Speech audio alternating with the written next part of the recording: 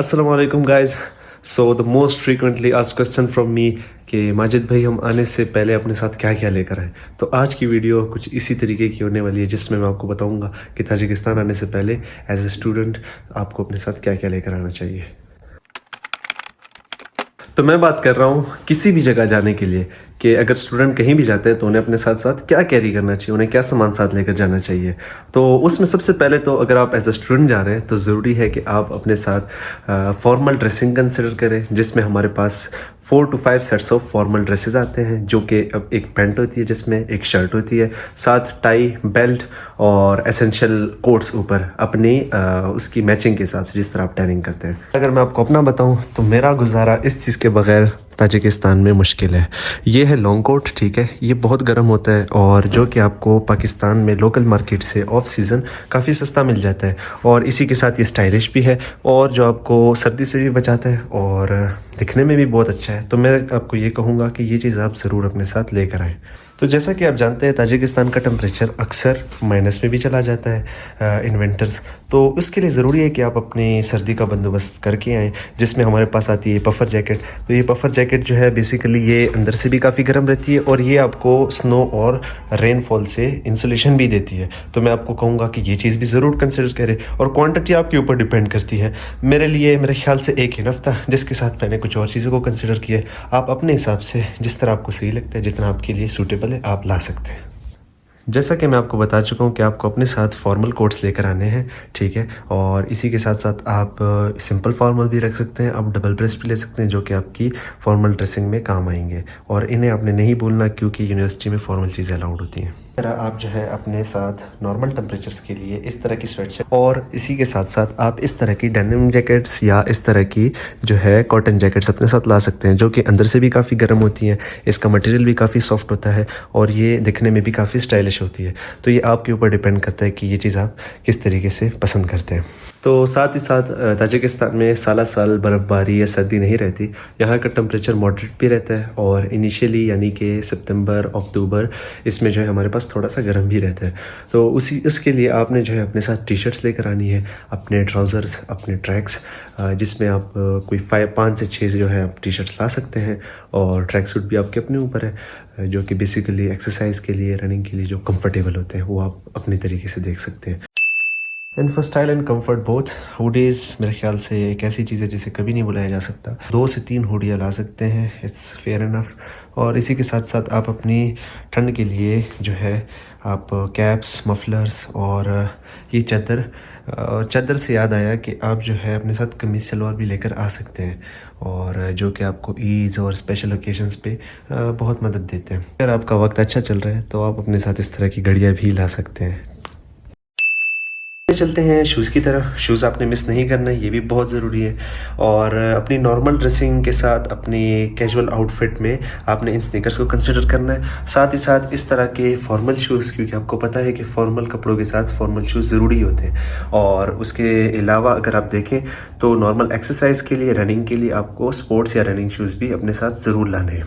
तो एक बात मैं आपको बताना भूल गया, स्नो और रेन के लिए आप अपने साथ इस तरह के चेल्सी बूट भी लेकर आ सकते हैं और अगर ऐसे ना हो तो आप अपने साथ लॉन्ग बूट्स देख सकते हैं जो कि आपको स्नो में मदद देंगे और वो यूनिवर्सिटी में भी अलाउड होते हैं।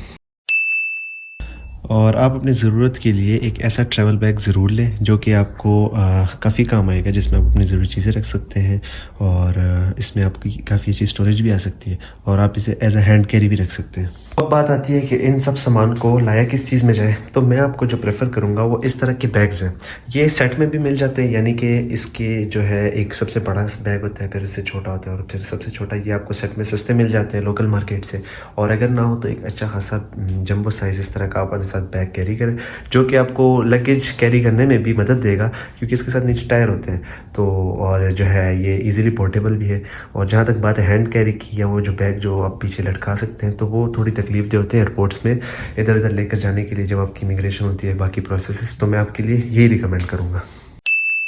And also I will recommend you this, अपने साथ एक आईपैड ज़रूर कैरी कीजिएगा।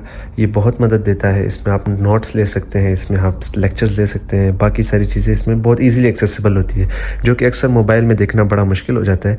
लेकिन बड़ी स्क्रीन के साथ आपको जो है नोट्स लेना और लेक्चर्स वगैरह लेना काफ़ी आसान रहता है। और आप मुझे जो है इस रेफ़र पर दुआ देंगे, ये बहुत काम की चीज़ है।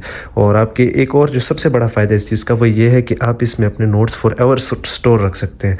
मतलब आपके नोट्स, आपकी एमबीबीएस ख़त्म हो जाए, आप उसके बाद पीजी स्पेशलाइजेशन भी हो जाए, लेकिन आपके नोट्स आपके पास रहेंगे। Must consider this thing, it's very important.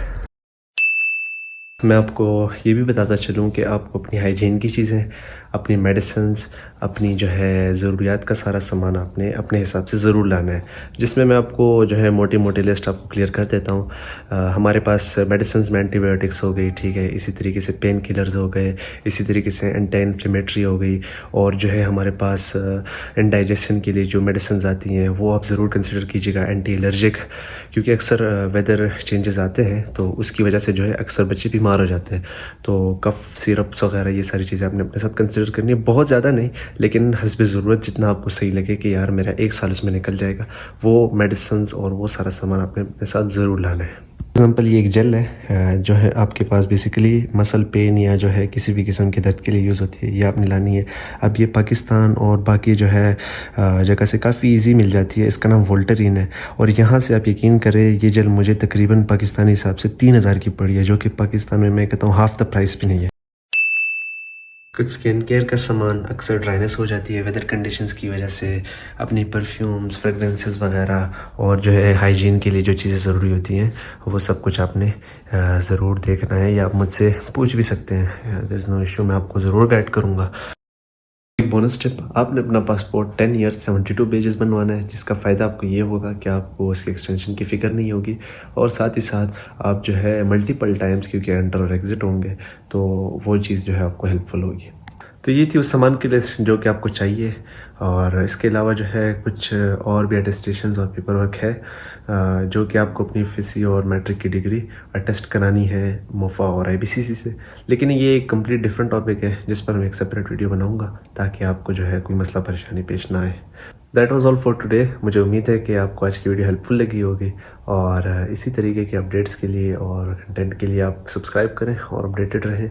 और साथ ही साथ इंशाल्लाह ये मेरी कोशिश है कि मैं जो है आपको कंसिस्टेंटली चीज़ों से आगाह रखूं, और जितना मेरा पार्ट हो सकता है मैं प्ले करूं। अल्लाह हाफिज़।